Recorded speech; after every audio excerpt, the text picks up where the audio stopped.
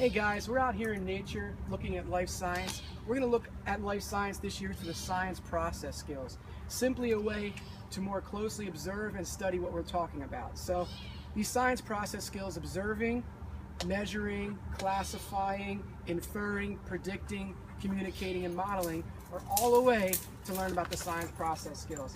As my dog right now, Harvey's doing, he's observing, he's using his 5 senses, he's smelling, seeing what's going on out here in nature. We're going to look a little more deeper and use some tools. So some of our tools here, we have our microscope, thermometer.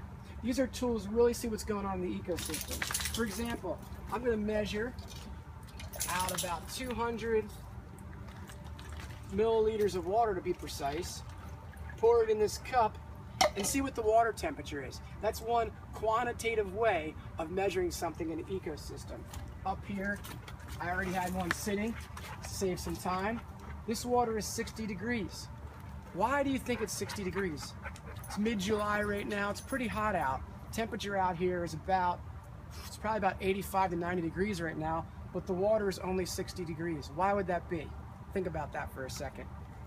Other ways we can look at this is we can classify rocks, types of soil, we can make predictions of where this water comes from, we can even make a model of the stream and how it will change over time. Once you're finished studying something like this, you're going to communicate your findings via a blog, an article, a newsletter, any way to tell what's going on in here. Other ways we could observe and study this area would be simply through taking some water in the stream and looking at what's called the macroinvertebrates through this microscope. It will tell us the water quality here. How clean is this water? What organisms actually live here and call this place home?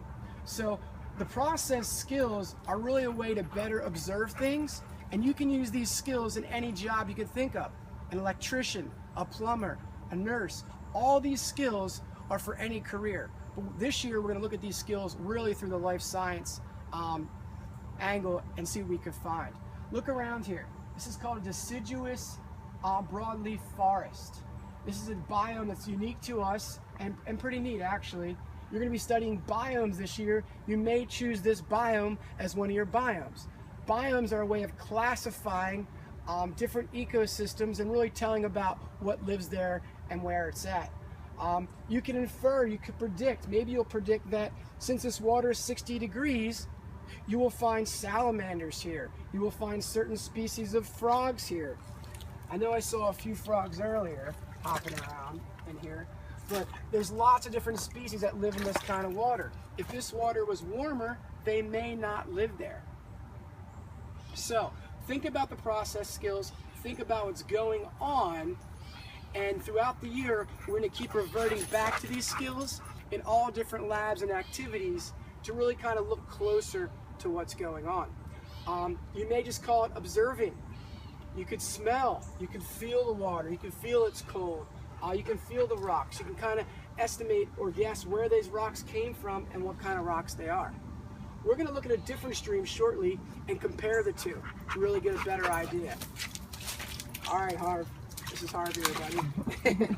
He likes drinking the cold. So now we're a different kind of ecosystem. We were at a spring-fed stream, which may give you a hint from the question I asked earlier. And now we're on the Neshaminy Creek. Neshaminy Creek's a big creek that runs through Bucks County down to the Delaware River. I just took a measurement of 200 milliliters, the same in the stream, and wanted to see the water temperature here. Now, as it turns out, the water temperature here is about 10 degrees warmer. Why would that be? There's also lots of different plant growth in here we didn't see in the stream, a couple different species. So what we'll do is we'll compare these two kind of streams to see what lives in both of those streams. That's another way to observe, is to compare something and look at what makes it work. Out here we see some ducks, some bigger turtles, probably some bigger fish. It's a little bit different ecosystem. So we run through the science process skills again, and we measure, we observe, we predict. Where does this water come from? Where is it going? We can infer what kind of pollution affects this water and how to stop that kind of pollution. We can communicate, hey, we see these species here, let's write about it. We see this pollution here, let's talk about it. And we can also model. We can model what erosion might happen, model what happens in a flood. The Neshaminy Creek's known for flooding. They have models to predict that for all the homeowners on the side so they don't get flooded out during a big event. So we look at these process skills and we use it in natural science and in life science to kind of make decisions about what we want to do, what species live here. The Neshaminy Creek's a great example of a creek that we study a lot. So looking around, I can see lots of different trees and lots of different things. All right, stop. So in conclusion, the process skills are basically a way for us to learn more about our natural world. And I predict, using my inferences, that sitting in 92-degree sun is not very comfortable. I predict falling into the water will cool me off. That's the right prediction. This feels amazing. All right, guys, see you back in the classroom.